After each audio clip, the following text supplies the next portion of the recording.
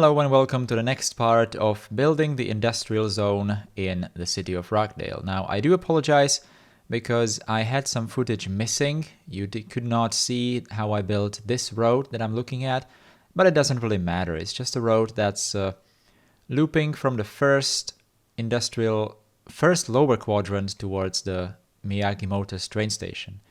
In here, I finally decided that I don't want to have those tunnels in there.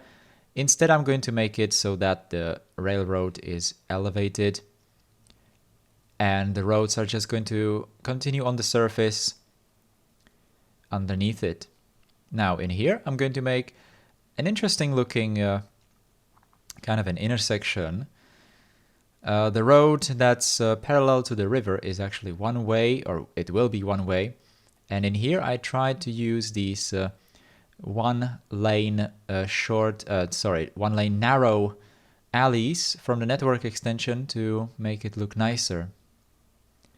I'm trying to make it so that when you are going on the two-lane road in one particular lane, then I'm trying to make it so you don't need to, turn. You just continue straight to the small road if you are going on the right side or left side, sorry.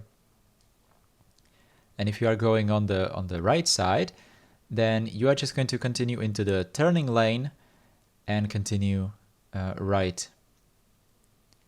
As you can see, I'm using Move It quite extensively, having some problems with the fine road tools. But then using Move It, I can make it really nice, as you can see.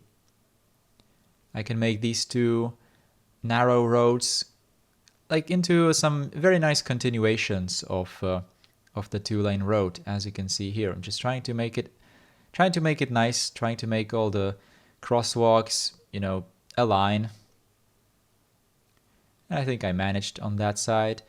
In here, I'm just going to try to make it on the other sides as well. Move It is absolutely necessary to do any kind of work like this, as you can see. All right, so this is the road that is going to be going to the highway, back to the highway network. And I'm not exactly sure right now because as I said in the previous video, I am going to do, at the end of this sub-series, I am going to do a video with the live footage where I'm going to explain all these roads in detail. So right now, it's pretty much only about, the build, how I build it, and, how I proceeded when I was building this. So in here, this is actually the final shape of the area around the railroad. As you can see, I made a retaining wall and I made a road that's like hugging the wall exactly. I'm not going to make the wall on the other side of the railroad as well, because I think it would probably not look that nice. In here, it's probably enough to just kind of go underneath the railroad a bit with the wall and then just end it to the ground exactly like this. In here, I'm going to make something very similar to what I did before, some kind of a three-way intersection. Well, it's actually not a three-way intersection. I mean, sure, it connects three roads, but two of these roads are one way, so, it's not exactly a three-way intersection, although it probably is just because it connects three roads. I'm not exactly sure what the correct terminology should be here. Again, using Move It a lot. And obviously, all this intersection has to go a lot lower because the railroad already is low. This is actually a compromise situation. As you can see, I was using the traffic manager there, the lane connections and the traffic signs, because the priority signs. I could have done that as a multi-level solution, but as I was explaining in the previous videos, I kind of want to make some compromises in regards to capacity to make things look nice. And here I'm trying to make the tram go across this intersection. Again, I could do multi-level solutions, but I decided to make it on the same level with intersections, just like this. This is probably going to be a very nice kind of a stop, tram stop area, actually. In the future, I'm definitely going to try to, well, at least try to detail the area. Well, not detail, decorate slightly. In here, I'm trying to get a better clearance for the roads and the trams. So I'm using this bridge type for the railroad, because it doesn't create the beam underneath the tracks, but it creates this big structure on top of it. So it leaves you more space underneath. But as you can see, I still need to bring all these roads much lower, which is actually fine. It doesn't really interfere with any future construction in this part. So this is actually going to stay already like it is. And you could already see that I am kind of finalizing this area. I'm definitely using Move It a lot, fiddling a lot with various things. And this is kind of a signal that, I kind of planned to keep it like that. But here comes the part that I was kind of, referencing in the previous video. So I'm going to be making the road connections around this Miyagi Motor stations. One station.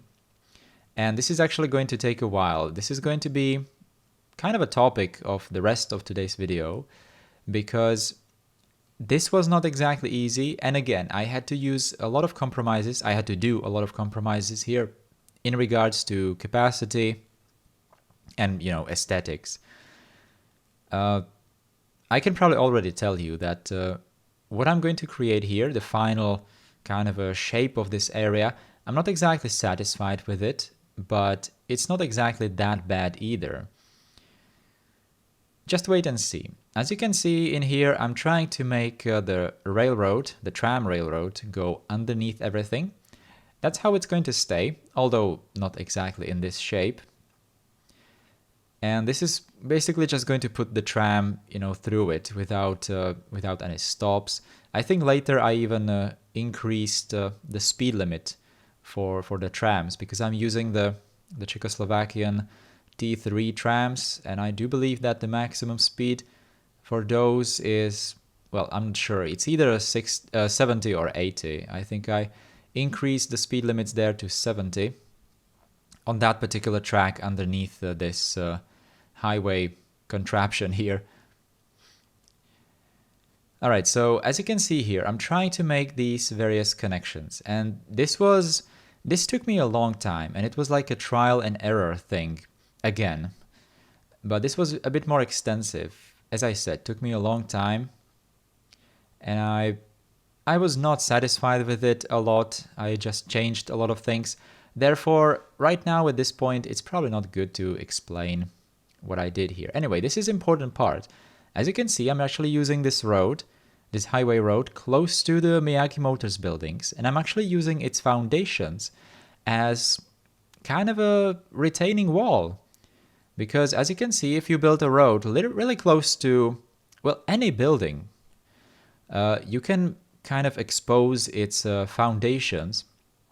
And these foundations actually go really deep.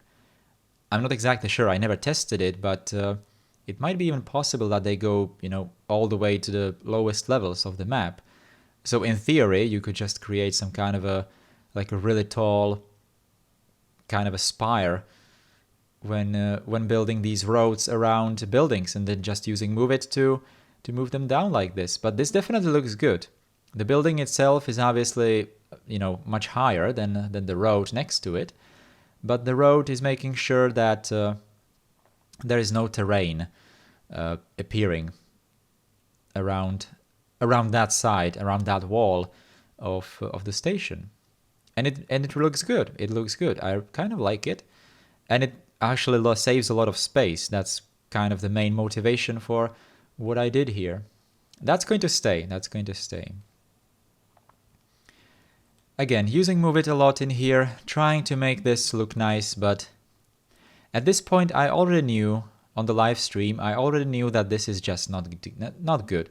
It's not looking good. It's weird. No matter how much move it I'm going to use, I'll never make it look nice. But I still tried. I still tried to make it at least somewhat good looking. But this place was very big. And, you know, that by itself means that it's not exactly the greatest thing ever. Because it's not really saving any space.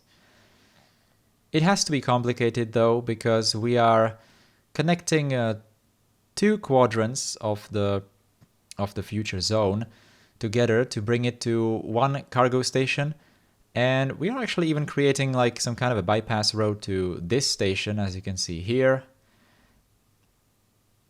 So not exactly ideal situation and not exactly something simple. In here I'm just trying to create a road going to the station that we already built in the first upper quadrant, connecting just the tracks of the station, as you can see, getting rid of some gravel roads on the way. You kind of know the drill by now from watching these videos. In here I try to create something like a bypass all those loops and just create a separate road that just going to connect to this station going into the downtown. I was thinking that it might be nice to just bypass that loops before the Miyagi Motors station, because it might make it simple. But then I decided against it, so I'm not exactly showing you how exactly I build it. Oh, I actually even edited out the destruction of it in the end. But I thought it would be nice to actually show you, my thought processes in here. And again, as I said, I'm not really explaining what I'm doing today too much, because, as I said, I will make a separate video at the end of this sub-series to explain every road connection there is. So this is kind of just the building note, I should say. But some explanation is probably necessary though. So as you can see, we have 2 ramps coming from the station, from the road that is going into the station's building. Obviously, one is the entrance, one is the exit road. Now this road that I'm building currently, the 2-lane highway, that is going to be the return path to the second lower quadrant. It's the one that we built in the previous video. We started to build it in the previous video. This road going underneath it and then kind of up from the first quadrant is actually the road that's going to take the traffic to the station in the first upper quadrant. It's probably getting a bit confusing by now, isn't it? But as I said, there will be a separate video explaining every road connection in this newly built zone, so don't worry about that. Again, a lot of trial and error here. In here I tried to, again, use Move It, make everything nice. That 2-lane highway road is actually going to stay though, but I think I'm not going to spoil anything by saying that small road parallel to it is not exactly going to stay like that. Also, one thing that I would really like to do in here is to not do multi-level solutions if I can help it, or if the traffic situation allows it. So making some kind of a crazy interchanges on 4 or 5 levels is not exactly what I want to do. But you will see in the later videos that it's not exactly something that I can avoid. I did build one road going over even the elevated track there. That's the highest road actually. So this area is going to be on 3 levels when it's complete. And this is actually the final shape of everything. This loop that I'm currently building is the road that's going to serve as a connection path between the first lower quadrant and the second lower quadrant. I know it's kind of weird to go, towards the station just to go to the different quadrant, but again, it has to be like that. I'm obviously making compromises. If the traffic, would be allowed to go from anywhere to anywhere, it would just collapse. Everything would collapse. So some traffic from some buildings is, or for some traffic from some buildings, it's going to be inconvenient. But from the overall point of view, it's actually going to be probably very good. We'll see. All right, here I'm making just these connections again, because I changed that place to make it slightly more compact, slightly smaller. And this intersection is actually starting to look really nice. I really like the shape of it. Obviously, the industrial zone doesn't necessarily need to look, ugly, but that's obviously a personal preference thing, or a subjective thing. In here, I'm building the retaining wall underneath this, and I'm going to make something kind of interesting that I'm kind of proud of. I'm going to make this retaining wall so that it exactly goes to the front of the building like this. And it's basically going to mark some kind of a, make some kind of a continuation of the foundations of the building. Obviously it has different colors, so it's not perfect, but I think I kind of like it. So I'm actually coming into final stages of building that place. Well, this place in general. And this video is actually probably the heaviest when it comes to the footage from the live stream. I think I used footage from at least like 1.5 streams to make this video, because it took me a long time. The road network, or the road connections, highway connections, ramps around the Miyagi stations, they took me a really long time. Again, a lot of trial and error. Some errors that were just leading completely nowhere, I completely edited out from this. So I tried only leaving the important stuff. In here I'm redoing one of the industrial main road in the first lower quadrant, making it parallel to the tracks to kind of save space and make it more convenient to zone it later. Well, not zone it, but place buildings there. Trying to make a precise curve here, like that, in the corner. And in here, connecting it back to the highway like this. Again, making compromises, connecting it with an intersection instead of doing some multi-level solutions. Those would definitely look more ugly. In here, I'm having some problems with heights, as you can see. I decided to edit it out. I was just using Move It. It was not exactly interesting. This is going to be interesting, though. I decided that I don't want to have the Miyagi Motors building like that alone. So I'm actually going to stick this building right to it. And this is the building that we already saw. It's the one that has the road going through it. I'm going to destroy the road using the Touch This mod, as you can see. And I'm going to build a railroad through it. And this is going to be the bypass railroad for trains that don't want to go to that Miyagi Motors train station, but they just want to bypass it and go, somewhere else. But since the Miyagi Motors train station would be kind of alone, I decided to, build some friends for it, just like this. I'm going to use that road building again, so that traffic might go through it.